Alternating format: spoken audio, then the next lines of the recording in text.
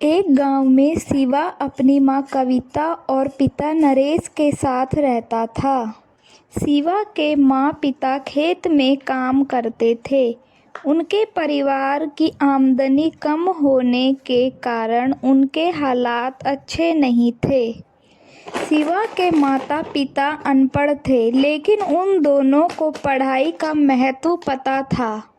एक दिन कविता और नरेश बातें कर रहे थे। कविता कहती है, हमें शिवा को पढ़ा लिखा कर एक बड़ा आदमी बनाना है। नरेश, कविता तुम सही कह रही हो। हाँ, उसे पढ़ा लिखा कर एक बड़ा आदमी बनाना है। उसकी भी जिंदगी हमारे जैसी गरीबी नहीं जीनी चाहिए। तुम ये बात बिल्कुल सही कह रही हो। हमारे जैसी गरीबी भरी जिंदगी उसे नहीं जीनी चाहिए। दोनों बात कर ही रहे होते हैं कि इतने में शिवा आ जाता है। शिवा कहता है, पिताजी आप चिंता मत करो, मैं एक दिन जरूर बड़ा आदमी बनूंगा और आपका और माँ का नाम रोशन करूंगा। कविता कहती है, हाँ मेरे लाल, तू बड़ा आदमी जरूर बनेगा।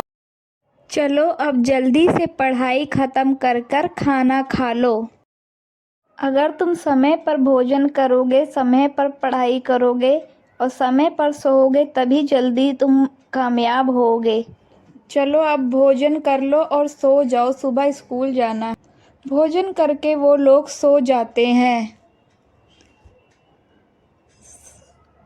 अगली सुबह दोनों कविता और नरेश खेत पर चले जाते हैं और शिवा भी स्कूल को चला जाता है।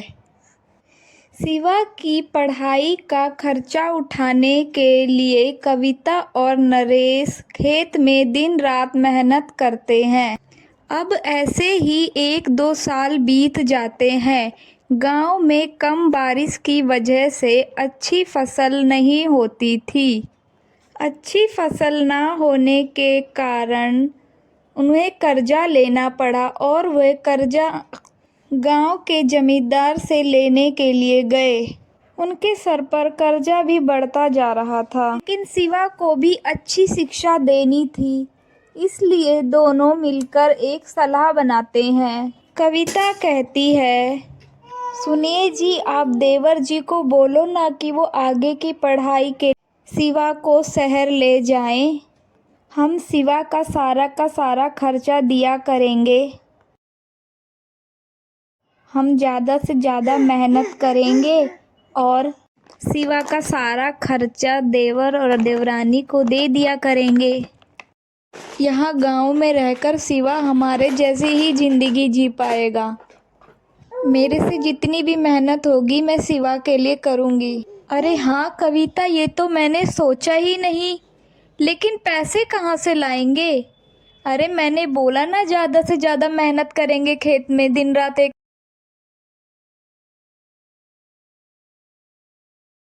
अरे हाँ हाँ, लेकिन उन्हें भी तो काम पसंद आना चाहिए, ये उन्हें भी तो पसंद होना चाहिए। रहा से सवाल देवरानी जी का, तो गीता इतनी भी बुरी नहीं है कि वो हमारे शिवा का ख्याल ना रख सके। आखिर शिवा उनके भी तो बच्चे के समान ही है, वो ज़रूर ख्याल रखेगी हमारे शिवा का। ठीक है, मैं कल ही नितेश से बात कर लेता हूँ फ़ोन पर। नितेश की क्या राय रहती है? फिर दोनों अपने अपने काम में लग जाते हैं। अगले दिन नरेश अपने भाई नितेश को फ़ोन लगाता है। हेलो नितेश, कैसे हो भाई? मैं ठीक हूँ भैया, आप कैसे हो? आप सब लोग तो ठीक हो ना? भाभी, शिवा? बहुत दिन बाद फ़ोन लगाया भैया इस बार आपने। हाँ बस भाई, इसी काम काज में बिजी रहते हैं। तुम तो जानते ही हो खेती बाड़ी का काम। हाँ वो तो है ही भैया। तुम और गीता कैसे हो? मुझे एक बात करनी थी तुमसे। मैं और गीता भी ठीक है। हाँ कहो भैया, क्या बात करनी है आपको? बेझिझक कहिए। मैं सोच रहा था आगे की पढ़ाई के लिए शिवा को शहर भेज दूँ तुम्हारे यहाँ रहने के लिए।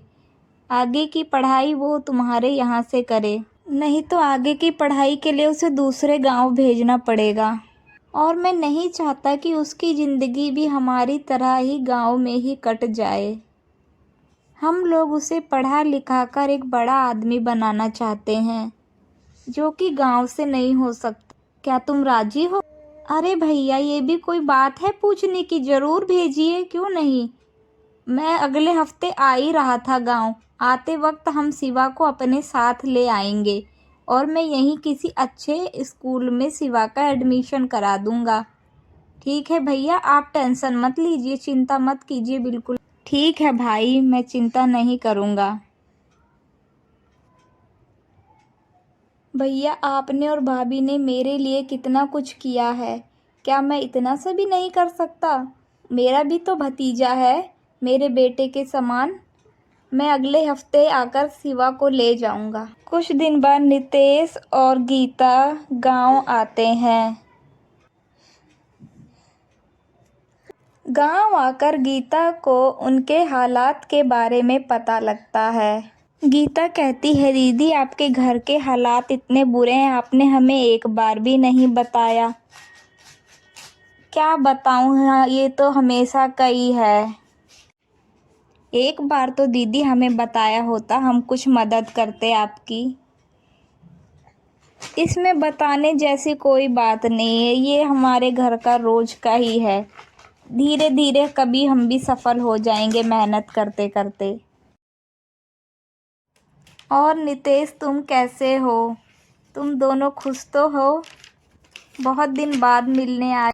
क्या बताऊं दीदी, आप भी अपनी सेहत का ध्यान दीजिए, बहुत कमजोर हो गई हैं। उस दिन पूरा परिवार खूब बातें करता है। रात में शाम को आँख जलती है, ठंडक क्योंकि हो रही थी। फिर खाना पीना खाकर सभी लोग सो जाते हैं। अगले दिन शिवा अपने माँ बापा का आशीर्वाद लेकर शहर के लिए अपने चाचा चाची के साथ निकल जाता है। नितेश उसका एडमिशन शहर के अच्छे स्कूल में करवाता है।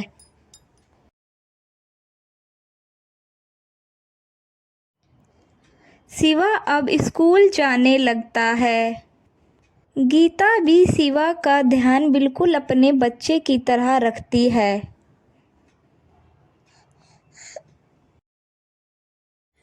ऐसे ही कुछ दिन बीत जाते हैं। एक दिन शिवा के पिता नरेश आ रहे होते हैं। अचानक उनका एक्सीडेंट हो जाता है और वह घायल हो जाते हैं, जिसमें उनकी मौत हो जाती है। ये खबर सुनकर गीता और नितेश बहुत दुखी होते हैं। वह शिवा को अपने साथ लेकर गांव चले जाते हैं और सभी क्रियाक्रम करने के बाद अपनी घर पर आते हैं। उनकी भाभी कहती हैं, आप मेरे शिवा का ख्याल रखना, उसे खूब प्यार देना और पढ़ाना लिखाना। भाभी, आप भी चलिए ना हमारे साथ शहर, यहाँ अकेली आप क्या करेंगी? वहीं हम लोगों के साथ रहिएगा, साथ में रहेंगे। कविता कहती है, नहीं, मुझे अभी अकेले रहने दो, मैं कुछ दिन अभी यहीं रहूँगी, बस आप लोग शिवा का ध्यान रख। जी भाभी, आप उसकी चिंता ना करें। शिवा कहता है, माँ आप अपना ख्याल रखना।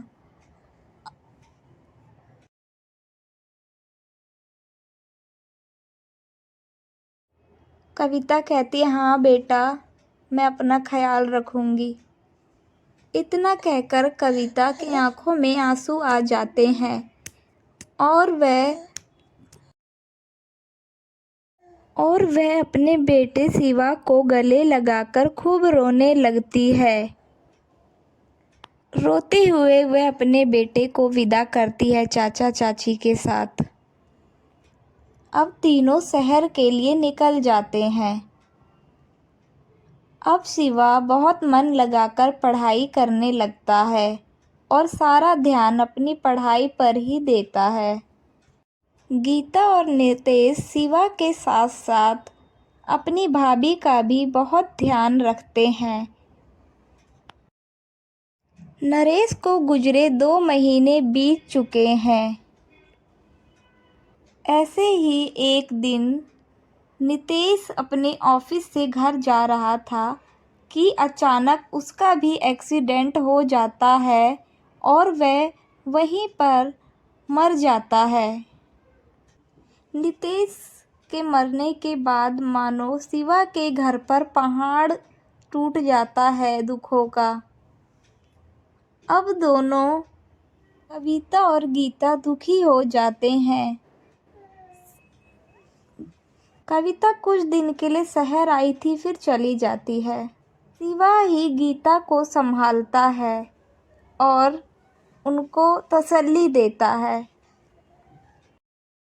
अब शिवा के ऊपर उसकी माँ और चाची दोनों की जिम्मेदारी आ जाती है। एक दिन शिवा स्कूल से आता है तो उसकी चाची पलंग पर बैठी रो रही होती है। शिवा पूछता है, क्या हुआ? चाची रो क्यों रही हैं? बेटा, बैंक वाले आए थे। ये घर लोन पे तेरे चाचा जी ने लिया था और अब ये हमें खाली करना पड़ेगा क्योंकि हम अब लोन नहीं चुका सकते हैं। शिवा कहता है, चिंता मत करिए चाची, मैं कुछ करता हूँ, आप चिंता बिल्कुल मत कीजिए। भगवान कोई ना कोई रास्ता ज़रूर निकालेगा हमारे लिए। मैं कुछ ना कुछ अभी सोचता हूँ।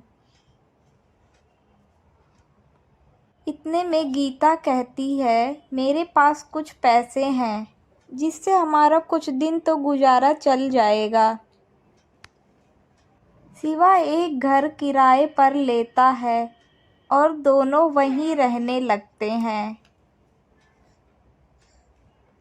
शिवा अपनी पढ़ाई पर पूरा ध्यान देता है। मोनू 9वीं कक्षा की पढ़ाई कर रहा था। अब उसे घर की चिंता सताने लगी थी। चाची, मैं सोच रहा था कि मैं भी कुछ काम करूं, लेकिन बेटा तुम तो अभी बहुत छोटे हो, तुम क्या काम करोगे? और अभी तो तुम्हारी पढ़ाई भी पूरी नहीं हुई है। इतने छोटे बच्चे को कौन काम देगा? लेकिन चाची, अब कुछ ना कुछ तो करना ही पड़ेगा। मैं सोच रहा था आप बहुत अच्छे छोले भटूरे बनाती हैं, तो क्यों ना मैं छोले भटूरे की रेहड़ी लगाऊं। शहरों में स्कूल और कॉलेज के बाहर बच्चे यही सब खाना पसंद करते हैं। आप तो वैसे भी बहुत अच्छे छोले भटूरे बनाती हैं, मैंने अपने स्कूल से आते वक्त देखा है। इससे हमारे घर के हालात भी ठीक हो जाएंगे चाची। लेकिन शिवा, तुम्हें पढ़ लिख कर बड़ा आदमी बनना है। तुम्हारे पिताजी और चाचा जी का यही सपना था कि तुम बड़े होकर पढ़ लिख कर एक बड़ा आदमी बनो। शिवा कहता है, चाची मैं काम के साथ साथ पढ़ाई भी करूँगा, आप उसकी चिंता मत करो बिल्कुल भी। मैं रात में पढ़ाई करूँगा और दिन में रेहड़ी लगाऊँगा। अगले ही दिन शिवा एक कॉलेज के बाहर छोले भटूरे की रेहड़ी लगाता है। पहले दिन शिवा की रेहड़ी पर कुछ लड़के आते हैं और शिवा से पूछते हैं, भाई कितने रुपए प्लेट है? कितने रुपए प्लेट दे रहा है भाई छोले भटूरे? शिवा कहता है, बस 60 रुपए प्लेट है, ज़्यादा नहीं है। पहले ही दिन शिवा की अच्छी खासी कमाई हो जाती है। ये देख गीता बहुत खुश होती है। उस कॉलेज के आसपास कुछ भी खाने की चीज़ नहीं मिलती थी। जिससे शिवा की रेहड़ी पर बहुत भीड़ रहने लगी। सभी लोगों को छोले भटूरे बहुत पसंद आने लगे। अब गीता भी शिवा की मदद करने के लिए रेहड़ी पर आने लगती है और शिवा की मदद करती है। धीरे धीरे उनका व्यापार बढ़ने लगता है। सोनू रात भर पढ़ाई करता था और दिन में रेहड़ी लगाकर छोले भटूरे बेचता था। इस प्रकार दिन प्रतिदिन उनकी तरक्की होती गई। इस तरक्की को देखकर गीता बहुत खुश थी, क्योंकि शिवा ने बहुत ही कम समय में काफ़ी तरक्की कर ली थी। कुछ ही दिनों में शिवा ने दुकान किराए से ली और वहां पर अपना एक छोले भटूरे का छोटा सा कैंटीन खोला, जिससे शिवा की और ज़्यादा कमाई होने लगी। ऐसे ही शिवा की दिन पर दिन तरक्की होती गई। ऐसे ही धीरे धीरे दिन बीतने लगे और शिवा तरक्की पे तरक्की किए जा रहा था। उन तरक्की के पैसों से शिवा ने शहर में एक बड़ा होटल लिया और शिवा होटल के नाम से अपना छोले भटूरे का रेस्टोरेंट खोला, जहां बहुत लोग आने लगे और उसके छोले भटूरे फेमस हो गए पूरे शहर में, जिसे देखकर उसकी चाची बहुत खुश हुई। एक दिन गीता शिवा से, अब तुम गांव जाकर अपनी माँ को भी यहीं लेकर आओ। हाँ चाची, मैं भी यही सोच रहा था कि मैं माँ को यहाँ ले आऊँ। माँ भी तो अकेली है, वो मेरी राह देखती होगी। हाँ बेटा, और तुम्हारे पिताजी और चाचा जी अगर अभी ज़िंदा होते तो वो तुम्हें इस तरक्की पर पहुंचता देख बहुत खुश होते। मुझे तुम पर बहुत गर्व है शिवा। अब तुम जाओ और अपनी माँ को गांव से लेकर आ जाओ। शिवा उसी रात निकल जाता है। शिवा गांव जाकर अपनी माँ को लेकर शहर आता है। अपने बेटे के साथ कविता शहर आती है और अपने बेटे की तरक्की देखकर बहुत खुश होती है। ऐसे ही दिन बीतते हैं। एक दिन कविता गीता से कहती है, गीता, ये सब तुम्हारी वजह से ही हुआ है। तुमने नितेश के जाने के बाद भी शिवा को संभाला। सच में शिवा की असली माँ तो तुम ही हो। संकट की घड़ी में भी उसे पाला पोसा और पढ़ाया लिखाया। गीता कहती है, नहीं दीदी, शिवा ने मुझे संभाला है, उसने मुझे बहुत हिम्मत दी है। हमारा बेटा लाखों में एक है दीदी, लाखों में एक। नितेश के जाने के बाद अगर शिवा नहीं होता तो आज मैं अपने आप को खो देती। शिवा ने मुझे बहुत हिम्मत दी। अब आप दोनों मेरी बढ़ाई करना बंद कीजिए। मेरी तो दो दो माएँ हैं। एक ने मुझे जन्म दिया और एक ने मुझे पढ़ाया लिखाया। मेरी दो दो माएँ हैं और दोनों मुझसे बहुत प्यार करती हैं। मैं दोनों को अपनी माँ मानता हूँ। इतना कहकर शिवा दोनों को अपने गले से लगा लेता है और तीनों मिलकर खुशी खुशी उस परिवार में रहने लगते हैं। इस प्रकार की और कहानियाँ देखने के लिए हमारे चैनल को सब्सक्राइब करें। धन्यवाद।